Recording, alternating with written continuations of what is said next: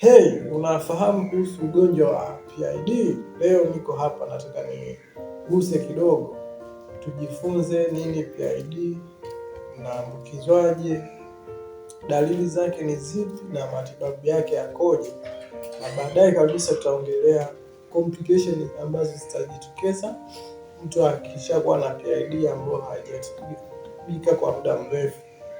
Karibu, naitwa Dr. Masala. Napatikana Facebook kama Dr. Shukuru Masala na YouTube channel yangu inaitwa My Health Today. Sasa PID kwanza ni kifupisho cha neno la Kiingereza ambalo linaitwa Pelvic Inflammatory Disease, na kwa Kiswahili inaitwa maambukizi kwenye via vya uzazi. Sasa PID ni tofauti na UTI. Watu wamekuwa wakichanganya, wanafikiri kwamba PID ni sawa na UTI.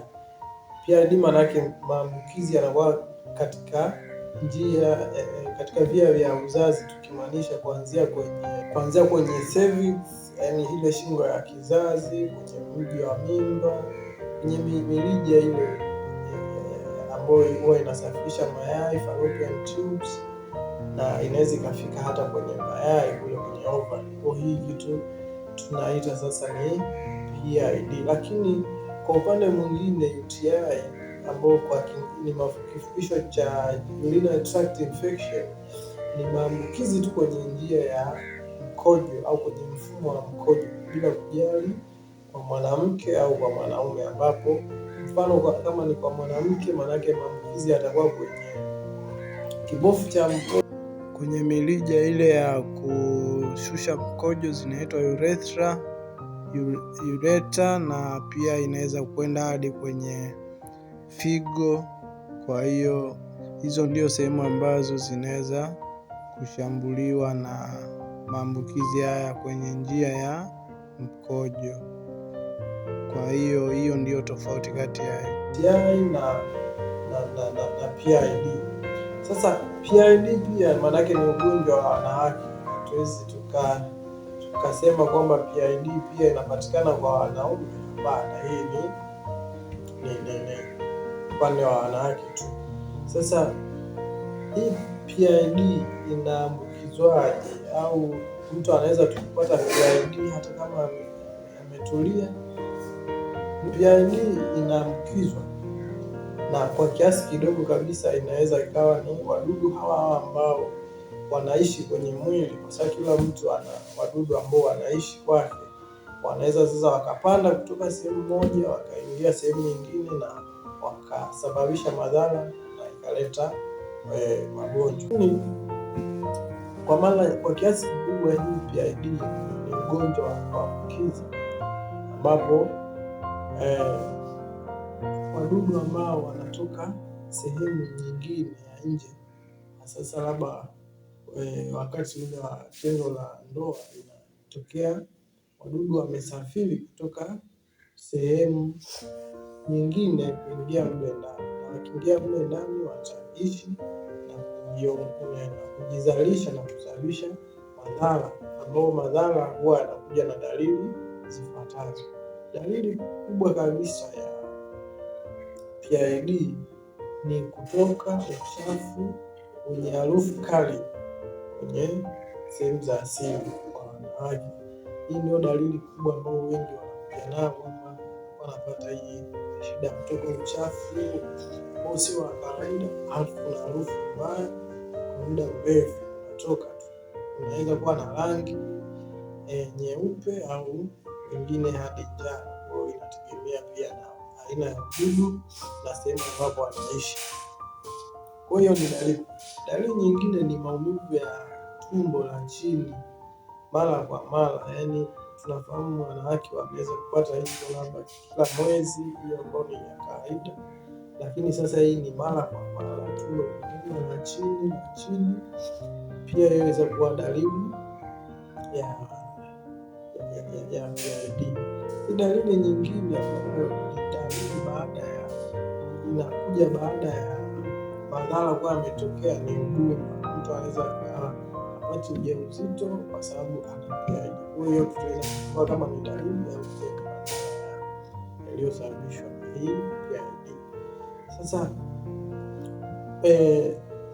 hii ukishapata PID, sasa vipimo gani ambayo tunategemea daktari atafanya? Ukienda kwake akakuuliza na akaona kama una PID, vipimo ambavyo huwa tunafanya mara nyingi ni kipimo cha ultrasound cha tumbo, ili tuone kama kuna maji yamejikusanya. Mtaalamu anafahamu kukuta hiyo kitu, wanatuambia ni PID. Pia huwa tunafanya kipimo ambacho watu wengi hawakipendi kukisikia. Hii kipimo tunachukua uchafu kijiko na vifaa maalum kule juu kabisa kwenye uke, alafu tunaenda kufanya heza kuotesha wale wadudu ili tujue ni aina gani ya wadudu, au tunaenda kuangalia tu kwenye microscope kama ni aina gani ya bakteria ambao. Kwa hiyo inaitwa Hypergenoc. Wengi huwa hawapendi kusikia kipimo. Pia anaweza sasa akafanya vipimo vingine ili kuweza kuthibitisha au kuona kama huu ni PID tu au ni kitu kingine. Vipimo vingine ambacho unaweza kufanya ni kipimo cha mkojo, ambayo ni tunaangalia sasa labda haya maumivu inaweza kuwa ni UTI au ni PID moja kwa moja. Hivyo ni vipimo ambavyo tunaweza kufanya hapa.